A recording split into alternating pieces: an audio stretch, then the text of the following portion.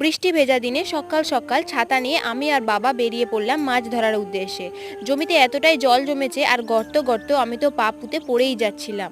দেখো, জামাটা সবেমাত্র ছেড়ে এসেছি আর ভিজেই গেছে। এই পুকুরে বাবা ধরছে মাছ। এতগুলো মৌরলা চূর্ণ অলরেডি ধরেই ফেলেছে। আর আমি আসতেই একটু লেট করে ফেলেছি, কারণ আমি পড়াচ্ছিলাম।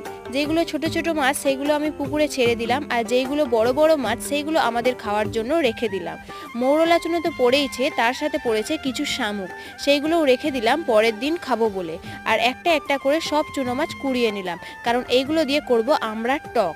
ওই দিকে দেখো, বাবা ধরছে মাছ। সব সময় সিরিয়াস মোমেন্টে আমার চুলটা খুলে যায়। আমার হাতটা মাছ হাত, তাই এদিক ওদিক আমি জল খুঁজছিলাম। জল পেয়েই গেছি, সেখানে ভালো করে হাতটা দিয়ে চুলটা গুটিয়ে নিলাম। তারপরে বড় মাছটা আর চুনো মাছটা নিয়ে বাড়ির দিকে রওনা দিলাম, কারণ তোমরা জানো এই মাছটা ধরতে যতটা না সময় লাগে, কাটতে তার থেকেও বেশি সময় লাগে। তো নেক্সট মিনি ব্লগ দেখার জন্য চ্যানেলটাকে সাবস্ক্রাইব করে দিও। টাটা।